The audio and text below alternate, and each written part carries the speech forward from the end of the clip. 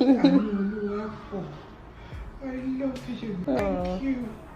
Thank you. Thank you for coming to this family.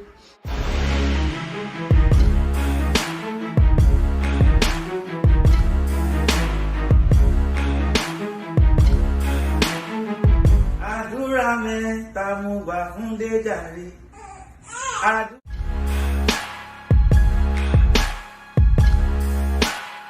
In my heart today's a permanent place for you. That's why my heart is a beat like do bang, do bang.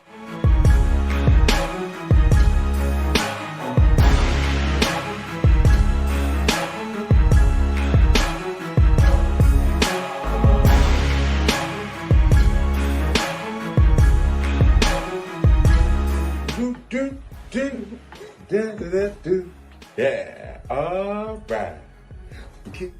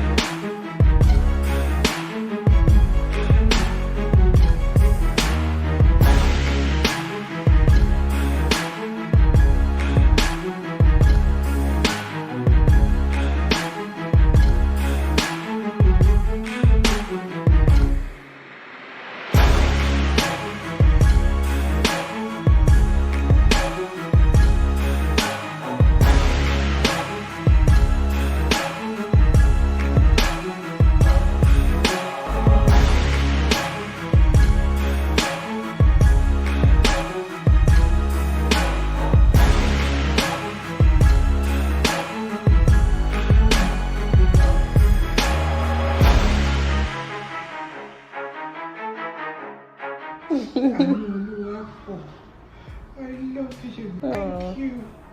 Thank you. Thank you for coming to this family.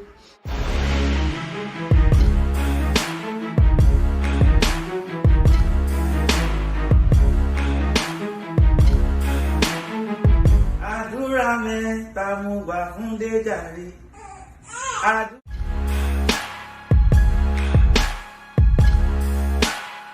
In my heart today's a permanent place for you. That's why my heart it a beat like do do bang, do do bang.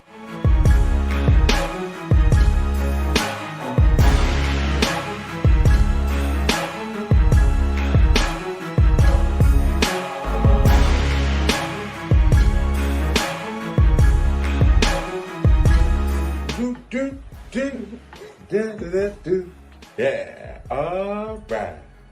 Okay.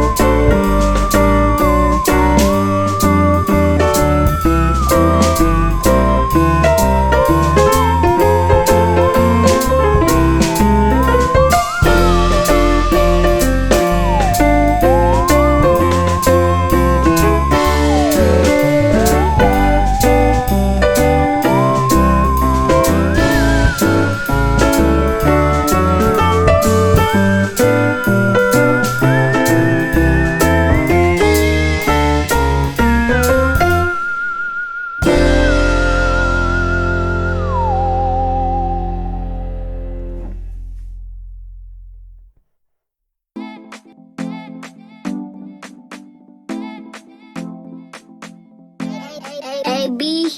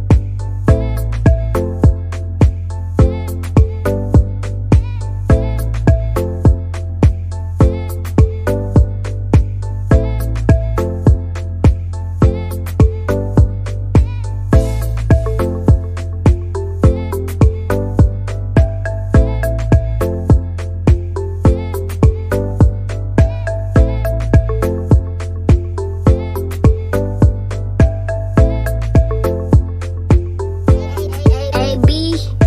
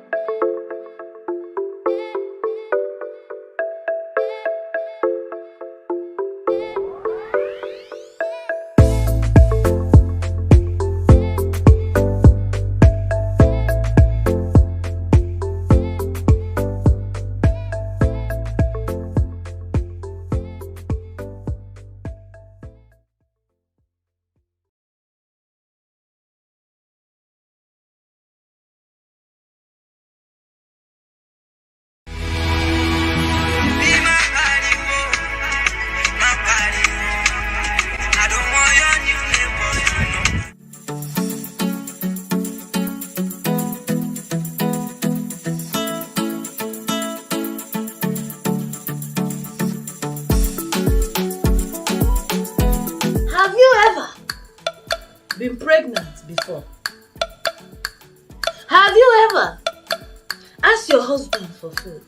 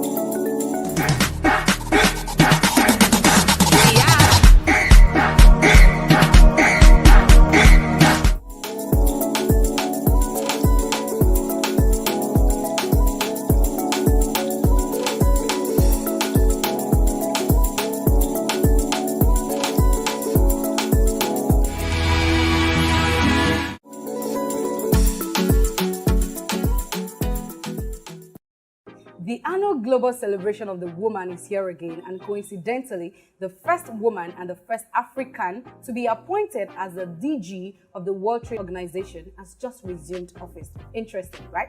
There are thousands of things to be known about this woman, and KOKO TV has just taken this bold step of bringing you all of the things that you do not know about the wonderful Ngozi Okonjo-Iweala. Join me as I speak with Onyinye Iweala, the first and eldest child of the Ngozi Okonjo-Iweala family. This is Layo Shobo, and you know, it's a patriarchal world where men are kind of, have more opportunities. So how did mom handle all of this sexism and then racism, being a Black African? How did she handle all of this? Are there points where probably she broke down that or saw or something? How did she take all of this? That's a great question. I feel like my mom learned a lot of lessons from her dad, actually, and she tried to pass those along to me and prepare me for some of the things that I might experience based on her own experiences. But she said, when she was leaving Nigeria to go to the US, to go to Harvard for college, her dad said to her, he was like, look, there's racism in the United States. But what you have to remember, even when you hear these difficult things that are hard to hear and they're hurtful and painful, it's not your problem, it's their problem. And I think that's something that my mom repeated to herself. And that's what helped her get through these difficult situations where people are just acting highly inappropriately or, doing things that just don't make any sense. And you just have to remember it's racism, but the racism is not on you. You just go out there and do the best you can. It's their problem, not your problem. So that's one thing that she repeated, and she also tried to pass on to me as well. But that's not to say that it's not hard, Just because you have that saying in the back of your head and just because you know that that's true, doesn't mean it isn't painful when you get that sting and you're like, wait, why did that just happen? Or like, why was I passed over? Why am I invisible? And they're not listening to what I have to say, So like, for example, I think my mom would, there's sometimes situations where you say something and then no one makes a sound or acknowledges that you said something, and then someone else will say the exact same thing, and then everyone will be like, oh yes, and that's the person that repeated it is a man, and then so my mom has been in those kinds of situations. And so instead of like waiting to contribute in the middle of a meeting, my mom, the way she would deal those types of situations was she would be sure to speak first. She would jump up and she would say, hey, I think X, Y, and Z about, ABC problem, and just put it out there at the very beginning. That way it wouldn't get drowned out in the course of a discussion. And then later on, when other people were saying things, they'd have to say, oh yes, as Ngozi said, it's ABC and X, Y, and Z. And I was like, oh, that's a really good strategy. So I think just over the years, she's developed strategies to cope. She actually wrote a book about this kind of stuff, actually in co-authored, with the former Prime Minister from Australia. So I think check that out. That would be good. Yeah. I surely would do that. So, but about you now, all of this sexism, racism, how did you feel about her? Then recently, a Swiss media, called her a grandma. That's that. I don't. It's not about me here, so it's about you. So, how did you feel about that? How?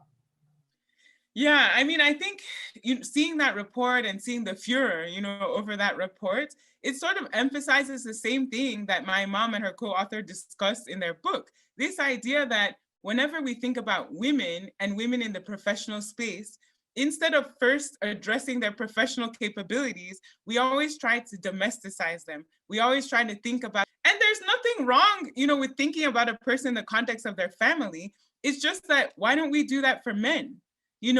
Why don't we say a grandfather has been appointed as XYZ, And the thing is, men have families too. So I think all they're trying to say is we need to be equitable in how we describe and how we characterize people, because unfortunately, pigeonhole women into only domestic roles or put them in the context of a domestic role, it makes you think that the only role for a woman is within the domestic sphere. But I don't think my mom has she doesn't have wouldn't take offense to being thought of as a grandma. She is a grandma. It's just that in the context of being, leading world organizations and discussing trade and economic things, we should talk about her professional credentials. Like there's a time and place for everything. So you didn't feel somehow about it? It was just one of those things for you, or how did you take it? Oh, how did I feel about this? I mean, so for me, within the larger context of how do we talk about women within the professional sphere, I could see why people were upset that she was like grandma. I can see why people are upset, because they're like, why are they talking about that? She's a leading economist. She's a this, she's a that. We should emphasize that because we're talking about a serious job. But then at the same time, I was like, well, I think, my mom wouldn't, she is a grandma, you know what I'm saying? So she's part of that as well. So I didn't feel like, initially, I didn't really feel particularly offended. However, when you put it in the larger context, like of how women are always relegated or associated with the domestic sphere, I see why people were annoyed. I can see why. Okay, so looking at where we ended that now. So there are different forms of feminism, different people with different ways they practice theirs. So are you a feminist? If yes, if no, what do you think about feminism? And then is mom a feminist too? Yeah, I'm definitely a feminist. I mean, hands down. I'm card carrying, whatever you want to call it. I'm very much a feminist. I know, in some academic circles, many African women scholars also have womanist, because they felt that feminist was really created in the context of a white lens, like a white female lens. And so many Black scholars or other female scholars of color felt excluded from feminism because it really focused on whiteness. But the concept, the idea that women should be treated as equals to men, that women are just as capable of contributing to society, not just in the domestic sphere, but in all sorts of spheres like men are, I strongly believe in that. And if that's feminism, then I'm a feminist. And I would say that my mom is the same,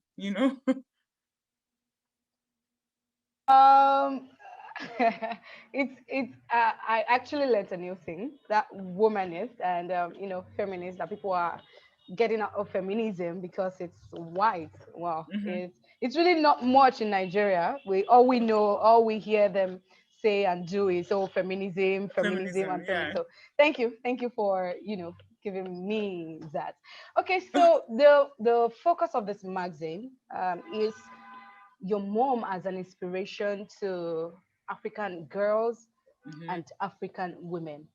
But she had the privilege, she had the opportunity. Our dad was a monarch and the family is well-to-do, and then it passed to you and your brothers and all of the great things that you're doing. And I even saw a cousin recently, she got an award from the UN or something, and I was like, okay, wow, it's really a thing in the Iweala family. So, but how about the less privileged girls and women, people that do not have all of this privilege that your family have?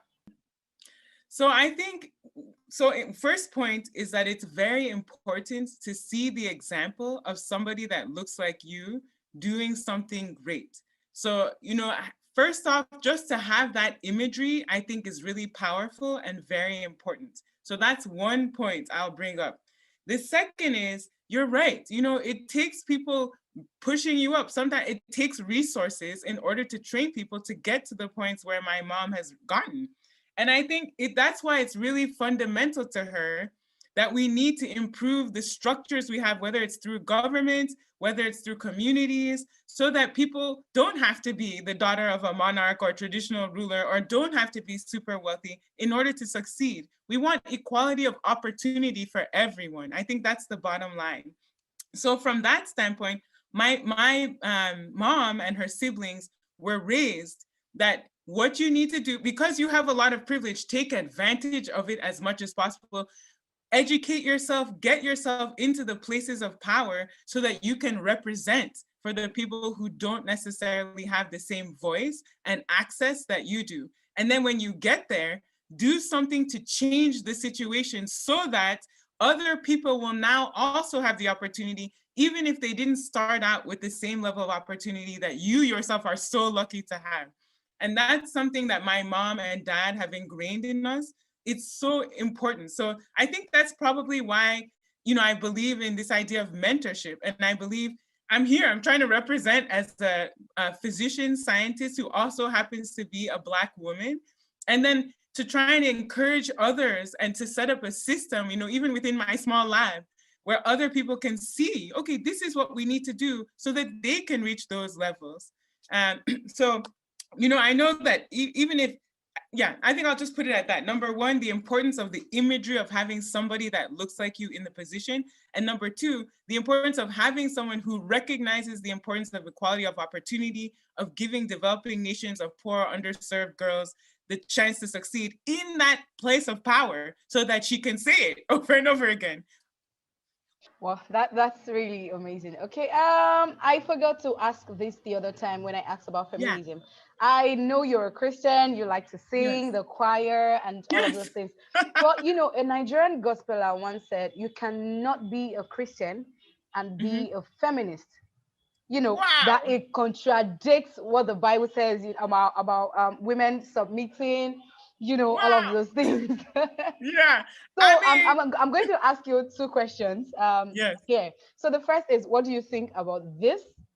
This point of view, and then what do you also think about the statement that when women get into power, they begin to I don't want to say misuse or act somehow towards their husbands, wanting to lord over their husbands. And so what do you think about this? First, about you cannot be a Christian and be a feminist, and then about women in power, lording over their husbands.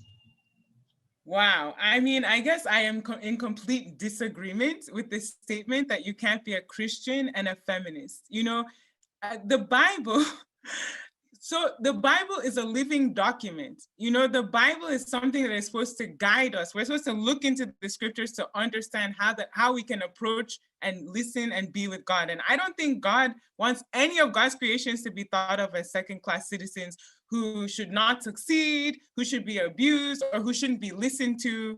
I just don't think, for me, God and Jesus Christ, that's not what they're for. Jesus had women as part of his integral group of people that were with him, So I disagree with that statement. And then secondly, I guess I also just disagree with the statement that women in power are automatically going to turn around and lord it over their husbands. I just haven't seen that example. I'm not saying that maybe it happens, I'm sure that you can find one example or something, but I just haven't seen that. Sadly, there are not as many female leaders in high positions of power as we would like. But for the ones that I can see, they actually seem to have incredibly healthy, loving relationships that are truly partnerships with their husbands. Those are the ones that succeed, not the ones that are lording it over or whatever. I feel like that's a problem fundamental to the relationship, and it's independent of whether the woman is in a position of power or not.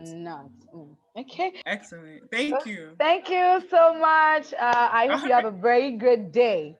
You too. Oh my God! I just finished speaking with Dr. Onyinye Iweala, and my God, it's really an amazing session. I had fun all through, and she assured that she had fun as you just watched. Stay tuned to KOKO TV as we bring you many more of these exclusives. I am Layo Shobo. Thank you for joining, and bye for now. Cause you get the final say. Congratulations have been rolling in non-stop since the Wellington couple, Banky and Adesua, welcomed their first child, a bouncing baby boy named Zaya. The politician and single father even went ahead to drop a single in celebration and gratitude of their baby boy, titled Final Say. The song sheds light on the couple's baby journey, giving hope that things will happen in God's time. There have been a lot of speculations since the song was released and even before the couple had their child. And now, Banky W and Adesua have finally unveiled their journey and testimony. In a recent session at their church, the Waterbrooks, the couple revealed that it wasn't a smooth ride, as they had once gotten pregnant with twins via IVF, but experienced embryo shrinking and eventually an evacuation of the babies. After this, they tried the process 2 more times, but it failed and they gave up. Miraculously, while waiting on God, they got pregnant with their baby boy. So that I don't feel nervous and stuff, which I wasn't, to be completely honest. And I remember now, when you have taken so many pregnancy tests and you have gotten so many negatives, you know exactly what a negative looks like. So there's the test line and the control line. And the test line comes before the control line. And once the pea is moving across the stick and goes past the test line and you don't see nothing in a little bit, you know that it's negative. So here I was watching this stick and the pea was moving across and it moved past the test line, and the line was so strong, like without a doubt. I was going to start rejoicing, then I said, let me wait. That's how the control line will not come. It means the test is invalid. Then it goes across and the control line comes up, and the test line is stronger than the control line. And I remember just staring at the stick for a couple of seconds, but not like in shock per se, but just like, this God. And I just sat down. I was still on the toilet seat and I said, Olubankole, Jesus has done it.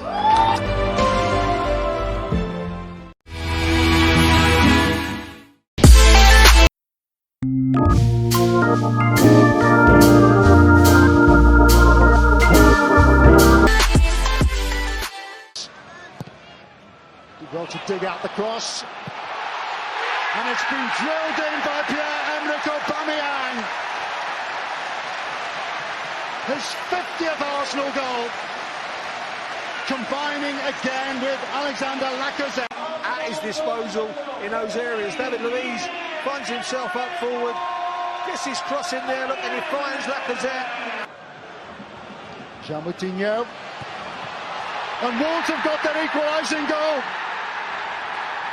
Raul Jimenez.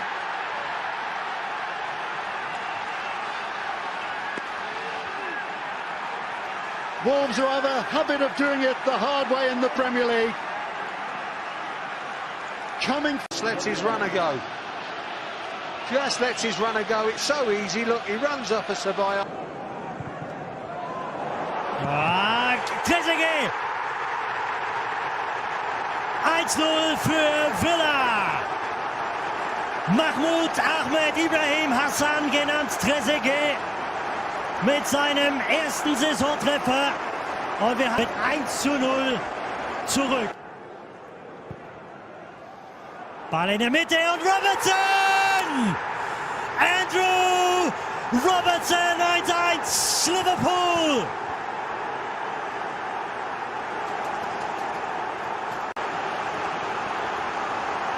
Und wenn sie liefern müssen, dann liefern sie. Nochmal ein Eckball für Liverpool! Mane! Sadio! Mane! Egal wer auf dem Spielberichtsbogen steht, ob A11 oder B11. Bedient von Trent. Bodies in the box for Brighton. The slightest of touch and the substitute, Trossard, has scored again at the Amex. Well, the starting 11 couldn't break down target. There's a great run across the front post. Two attacking players have come on. Trossard with the ball in. And that now is game, set and match. And it's Shane Duffy, not with his head, but with his foot, that has sealed the points for Brighton and Hove Albion. He started on the bench this afternoon. Impressive Brighton squad. 2-0. Well, it's all about the quality of the set piece, isn't it? Fraser. Smith lifts one in. Josh King takes it down. Wriggles free and scores. Well, the Manchester United old boy strikes against the club where it all started for him. And on the stroke of half-time, Bournemouth get the first goal against Manchester United. Bournemouth won. That goal defensively, but a great goal by Josh King. You see, he just feed it out wide to Harry. Support, including Armstrong, and it's dropped, and Ward-Prowse pounces. A rare moment of joy in a miserable week for Southampton. They have the champions on the back foot. On target. Made it difficult for Ederson to take cleanly. Southampton. Walker. In towards Aguero! Sergio Aguero doing what comes so naturally to him. And boy, did his side need that.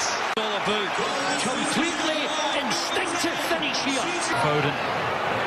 Angelino. It's up there for Jesus. It might fall for City. It does. Manchester City find a way through. And through such an unlikely source. They've kept going. Enough. They won all 3 points. And look at Angelino here on the left-hand side. Getting chase. Here comes to Muse, lays it back. Oh, perfectly placed by Lundstrom. A top team goal from Sheffield United. McGoldrick started it. Muse with the touch. Lundstrom with a fantastic finish. What a wonderful piece of football. First half has gone as Stevens puts in a great cross, needed a touch, gets one, 2-0. Lundstrom at the double. It is a reflection of the dominance that Sheffield United have shown early in this. There's Muse. It's a good run from Fleck. 3-0. Sean Dyche will be peeling the paint in the changing room at half-time. But again, his midfield support is... Jorginho steered that one round, and Tammy Abraham catches Watford off guard, and that is a finish of perfection.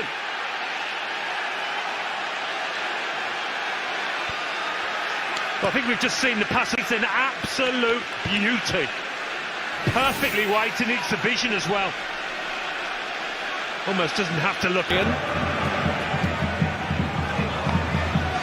Abraham pulls it across, and Pulisic is there to make it 2-0. Carrying on his scoring feat from Turf Moor. Chelsea putting on another show on the road. Yeah, and Williams' part in it was vital.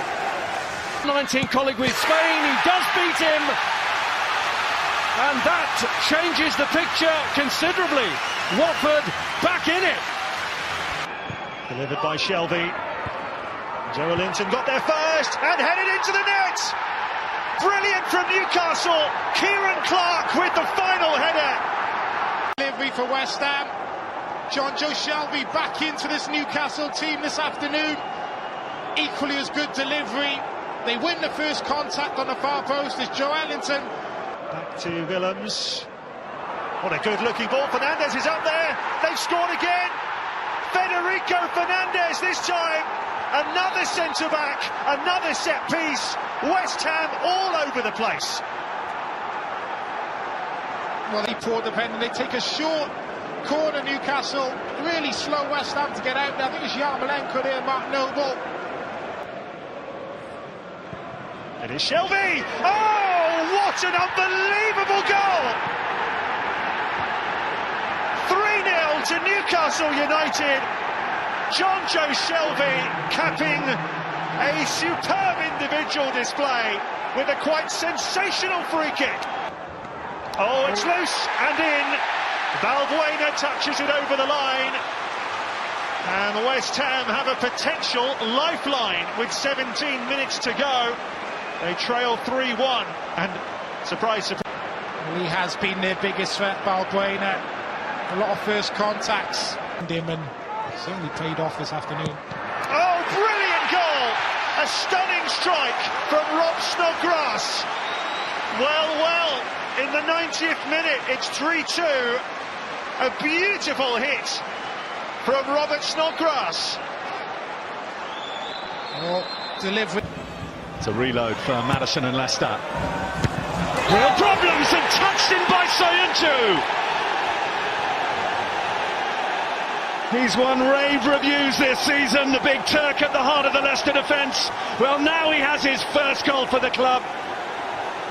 12 minutes into the second half, Leicester take the lead. Well, there's a lucky... And over from Gray, looks to get it back to Vardy. And Jamie Vardy seals the deal for Leicester. Almost the first chance he's had in the 88 minutes played, and he buries it with his usual clinical style.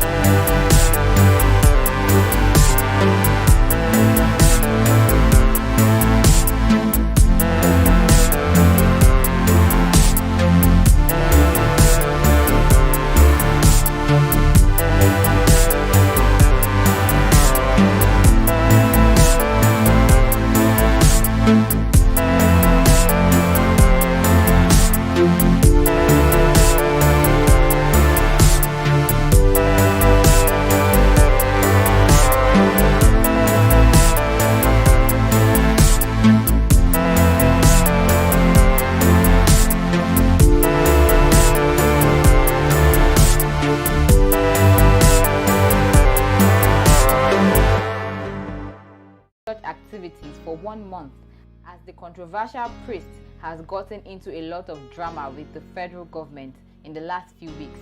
And why are we not surprised?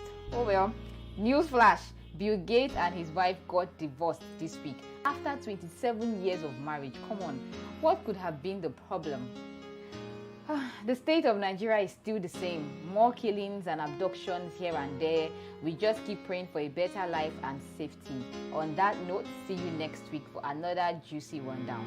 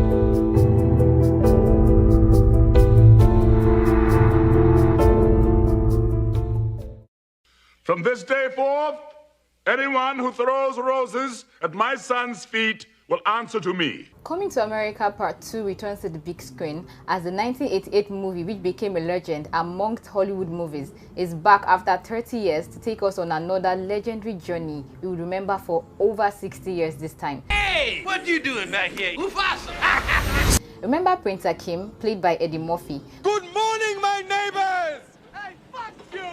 Yes! Yes! Fuck you too! Who set out to find a woman who would love him for who he is and not for his regal status. Lisa, please. I love you. What about the woman you're supposed to marry? I do not love her. Why do you think I came to America? Well, this time he has a son and we once again journey back to Queens in New York City to bring back his son. I've just discovered that I may have a son here in this land. How much child support is she getting from? The king pays no child support. No child support for 30 years and you came back? You was a dummy! Hello, I am Hakeem Joffer, king of Zamunda. You are the heir to the throne. Yes, my son. He's supposed to be like the prince of Wakanda. Wakanda is a fictional place. Not to everybody. Zamunda is a very real nation. I don't need no handout. Wait a minute. All right, I'm gonna pack. Okay, baby. Presenting King Akeem's son from America. And my mom's. And his mom's.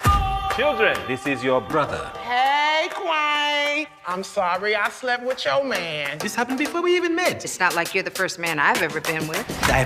What did you just say about the other man? Coming to America, now it's coming to me. I always thought that Mika was going to be queen. A woman isn't allowed to rule Zamunda. It's the law. Did it ever occur to you that Mika wanted to be your heir? Would you dare banish me from my own bedroom?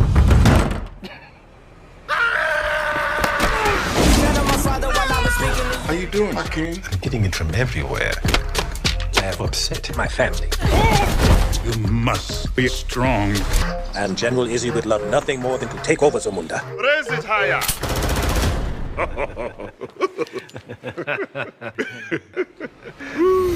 I'm a king, Put your hands together. Like that. Say it again. Give me all. It's a party over here! I must admit, your style is far into my kingdom, but is impressive. That's right. There you go. Let me hear you say, hey, ho. Hey, ho. No, don't do that. That's his mother. Oh, don't you say that. No, not to his mother. Of course, we have the same hilarious and interesting characters such as Semimi, played by Hall, and the multiple roles played by Eddie Murphy.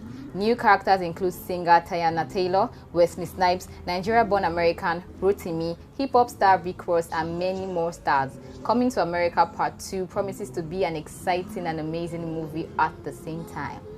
Almost ready to become a prince. Almost. It is time. Ceremonial circumcision. Bring forward the royal machete. Machete? They're gonna sharpen your tool, nephew.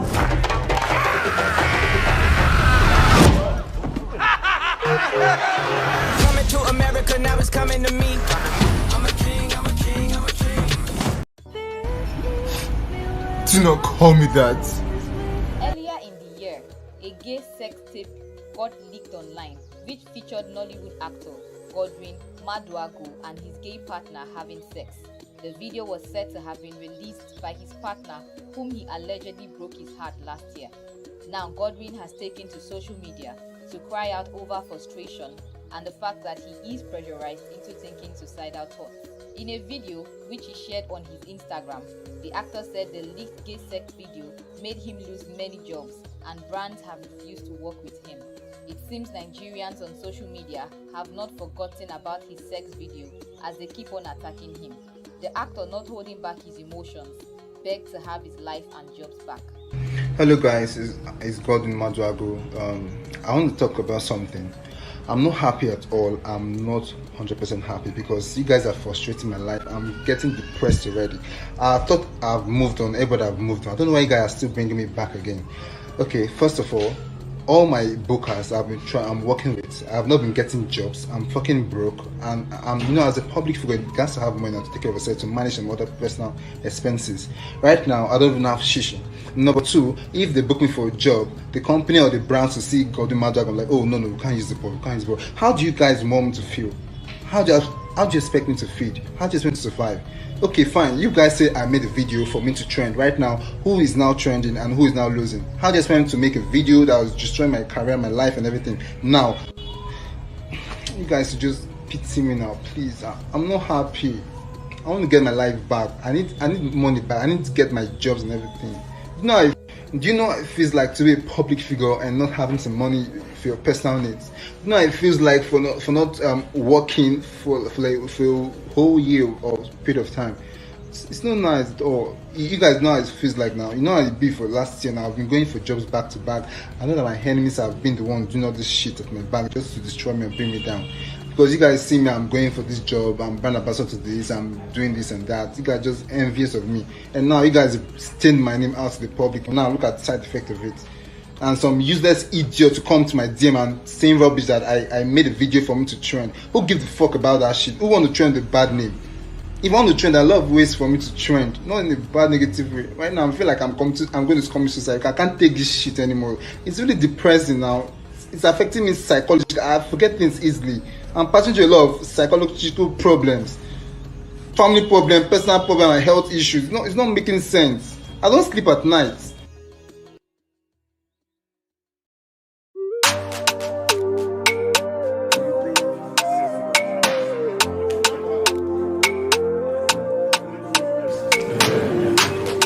Thank you very much.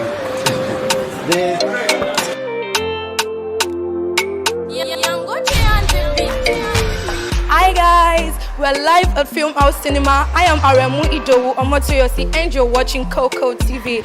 We're here for the private screening of Tade Ogidon's new film, Gold Statue.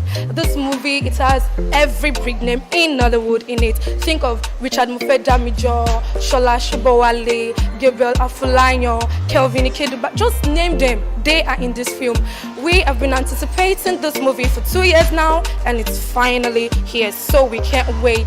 Your grandpa believes in the existence of God. Can you tell us about your character in the movie Gold Statue?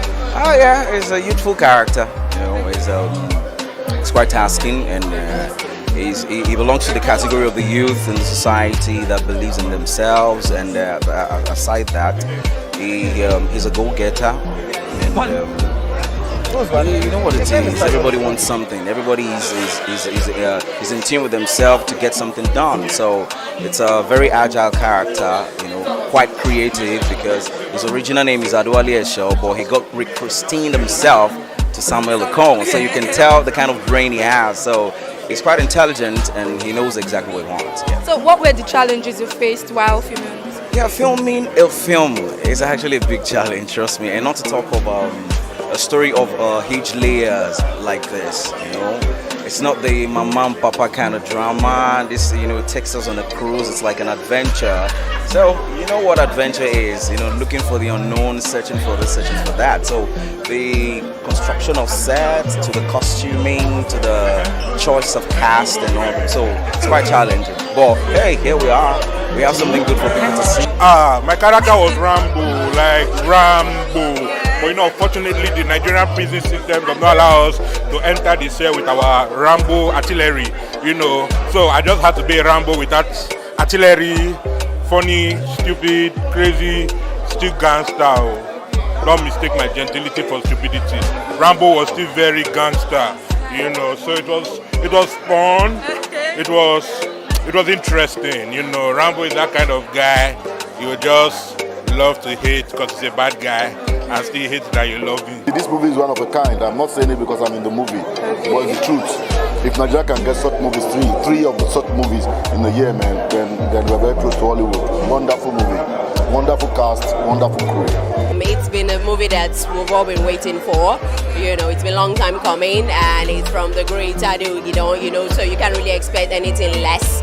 And after seeing this today, I am really hungry now. Like, I really want to see the full film. In 1998, you collaborated with Tade Ogidon on Diamond Ring, and now you're back with Gold Statue. So, can you tell us, were you excited when he called you to? I was on top of the wall because the man was asking, Tade, when are you going to work? God, Tade, please now, please now. He was just watching everybody. Keep doing it, but when I'm ready, I'll come. And it came and it brought this out. Oh my God. I thank God that my life, that I'm there. So this movie was supposed to come out in 2017 and now 2019. Can you tell us what? No, there's something about Tade. He's not a Russian. It takes its time to produce. You can shoot one scene a day, from morning till night, and you go to bed without even putting it in can, and you are coming back tomorrow to do it. If it's not perfect, it's not canning it. That's Tade. So we all know that this movie, we can even do 3 years working. We know him. That's how he works.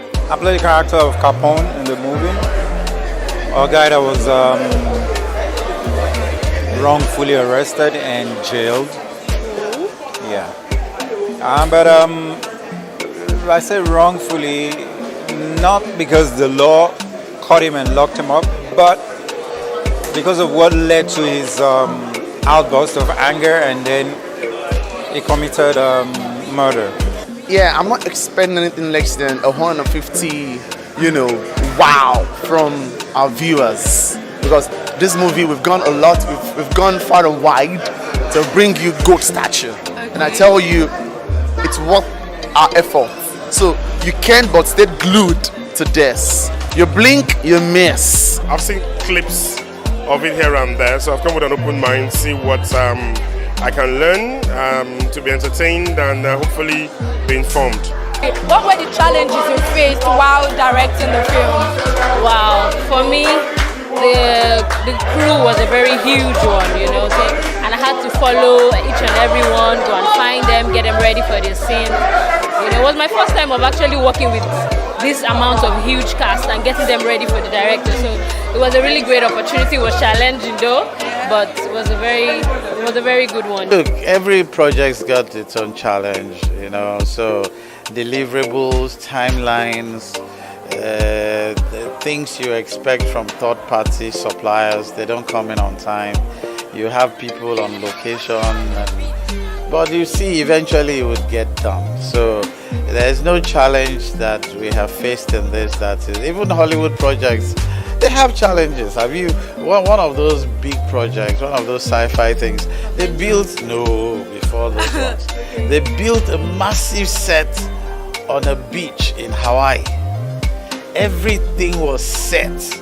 It was going to be one of the biggest shoots of the century at the time. Then a hurricane came and blew everything. So you can imagine everybody was already on location in Hawaii and all of that. So look, there's nothing that we've gone through in this that it's not unusual for production. So we thank God. God has taken us through that. All right, guys, we're done with the screening of the new film, Gold Statue, and trust us, it is everything we imagined. It is comical, adventurous, and very, very nice. It will be coming out on the 17th of May, and by then, when it hits the cinema, we'll bring you the review of the movie on our site, KOKOTV.ng. I'm Aremu Idowu Omotoyosi. Keep watching KOKO TV. Bye! Verbal history narrates that the statue of Yeye, molded with gold, pure gold.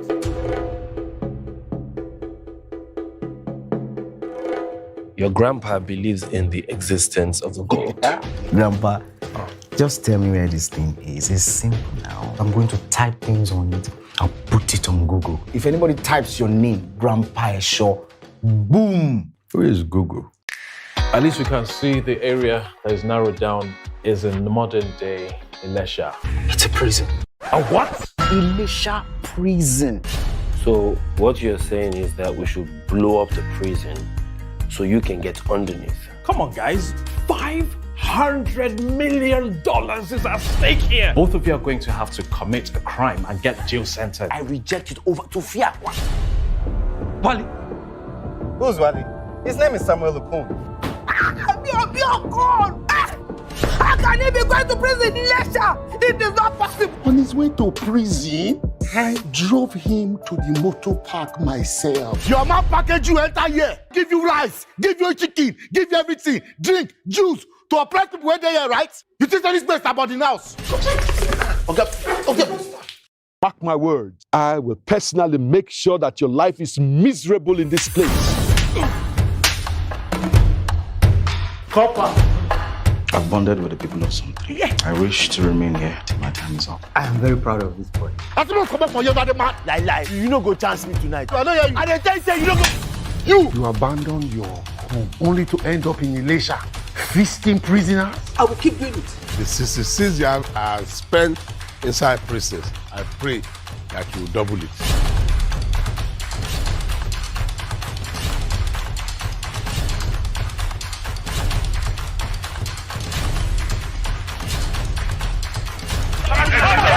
Hold it there. I'll shoot you.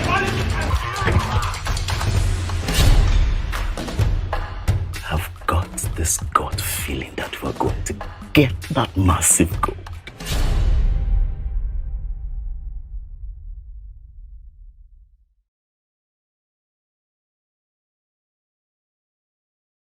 Oh, I'm wearing one and only.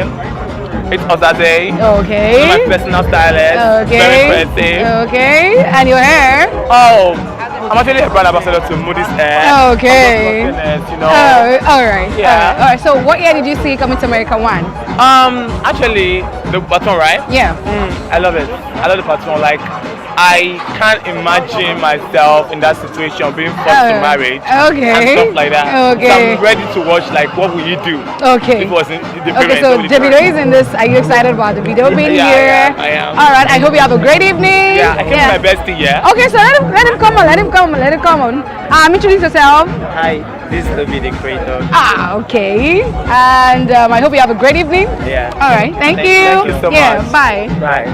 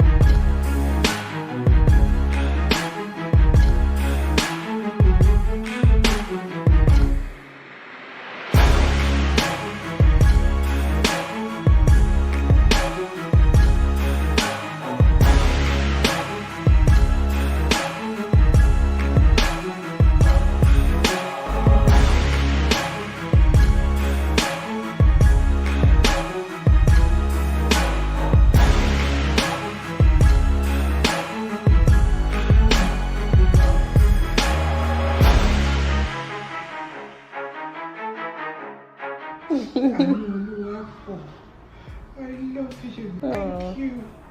Thank you. Thank you for coming to this family.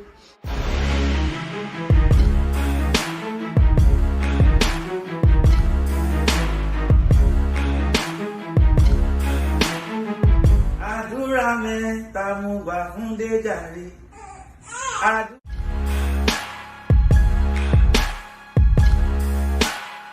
In my heart there's a permanent place for you. That's why my heart is a beat like do.